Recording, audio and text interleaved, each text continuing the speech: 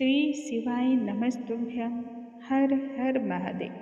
नमस्कार दोस्तों, आप सभी का शिव पुराण के इस सीरीज में बहुत बहुत स्वागत है। भगवान शिव की कृपा आप पर और आपके परिवार पर सदैव बनी रहे, सभी दुखों का अंत हो और सर्व कामना की सिद्धि हो। आज के इस वीडियो में हम सुनेंगे 15वें अध्याय का पाठ। इस अध्याय में हम जानेंगे शिव के द्वारा सती ने भगवान श्री राम की परीक्षा दी। आइए भोलेनाथ का ध्यान करते हुए पाठ आरंभ करते हैं। जय शिव शंभु, जय भोलेनाथ। नारद जी कहते हैं, हे प्रजा के स्वामी, आपके मुख से सती एवं शिव की कल्याणकारी पवित्र महिमा को सुनने के बाद मेरी जिज्ञासा और अधिक बढ़ गई है। कैलाश पर स्थित शिव एवं शिवा ने आगे क्या किया वह बतलाइए। तब ब्रह्मा जी ने कहा, हे नारद, शिव एवं शिवा ने सांसारिक परंपराओं का पालन करते हुए प्रतिदिन क्रीड़ा करते रहते थे। इसके बाद शिव और सती दोनों अलग हो गए ऐसा कहा जाता है, परंतु यह असंभव है। जो जगत के स्वामी हैं, सर्वज्ञाता हैं, उनके बीच यह असंभव ही है। लौकिक रीति रिवाज का पालन करते हुए दक्ष कन्या सती पिता के यहाँ हो रहे अनुष्ठान में बिना निमंत्रण के गई, जहाँ शिव के अनादर से दुखी होकर के अपने शरीर का त्याग किया। कालांतर में हिमालय के घर पार्वती ने जन्म लेकर के कठोर तपस्या के द्वारा पुनः शिव को प्राप्त किया। सूत जी आगे की कथा बतलाते हुए कहते हैं, हे विष्णु शिष्य ब्रह्मा जी, शंकर ने प्राणों से भी अधिक प्यारी पत्नी का त्याग क्यों किया? दक्ष के यहाँ शिव का अनादर, सती का शरीर त्याग तथा उसके पश्चात की सारी बात बतलाइए। मैं उत्सुकता से घिरा हुआ हूँ। तब ब्रह्मा जी चंद्रमौली अर्थात भगवान शिव की स्तुति करते हुए कहते हैं, जिनकी स्तुति संपूर्ण ब्रह्मांड करता है। स्वतंत्र एवं निर्विकार शिव तथा शिवा दोनों ही परब्रह्म परमात्मा हैं। यह सब जगत की लीला के कारण ही रचा गया है। एक समय की बात है, तीनों लोकों के स्वामी सती के साथ भ्रमण करते हुए दंडकारण्य के उस स्थल पर जा पहुँचे जहाँ श्री राम और लक्ष्मण सीता की खोज कर रहे थे।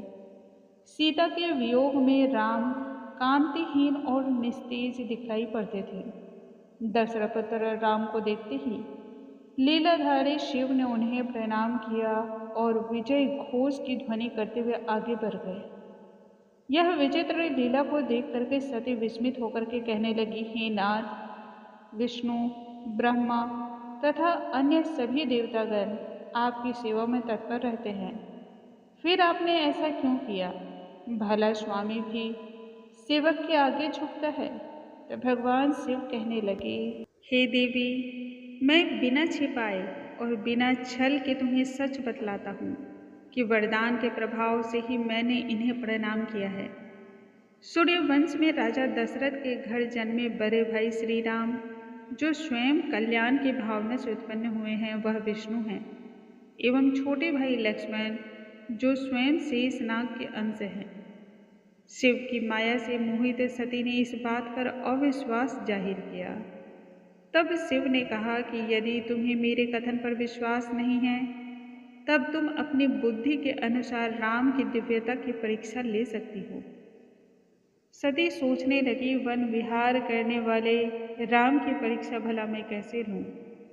वह सोचने लगी कि मैं सीता बनकर उनकी परीक्षा लूं। तब यदि वह भगवान विष्णु हैं तो अवश्य ही मुझे पहचान लेंगे।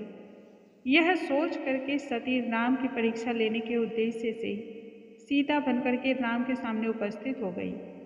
उन्हें देखते ही राम प्रणाम करते हुए कहने लगे, हे देवी, इस घने वन में पति के बिना अकेली अपने रूप का त्याग करके क्यों आप उपस्थित हुई हैं?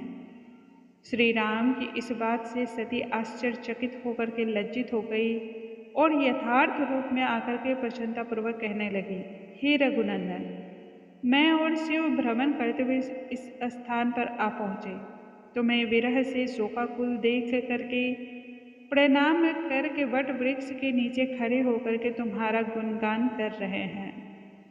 तुम्हें देखते ही आनंद विभोर होकर के मुझे पूछने पर शिव ने जो बात बतलाई उस पर अविश्वास करके स्वामी की आज्ञा से मैं परीक्षा लेने के उद्देश्य से ही तुम्हारे सामने उपस्थित हुई हूँ। किंतु अब मेरे मन का संचय पूरी तरह से दूर हो गया है। अभी भी मेरे मन में एक शंका है कि उनके द्वारा प्रणाम करने के योग्य ऐसा तुमने कौन सा कार्य किया है। सती के इस प्रश्न पर राम की आंखें प्रसन्नता से चमक उठी। मन ही मन शिव को प्रणाम करते हुए सती से प्राचीन काल की एक बात बतलाने लगे। आज हम कथा को यहीं पर विराम लगाते हैं। कल आगे की कथा का श्रवण करेंगे। जो भक्तगण शिव पुराण की इस कथा का श्रवण करता है, कथन करता है अथवा किसी दूसरे को सुनाता है, भगवान शिव सदैव उसकी पीड़ाओं को पार करते हैं, हर दुख और दुर्भाग्य से उसे बाहर निकाल लेते हैं। जय शिव शंभू, जय भोलेनाथ।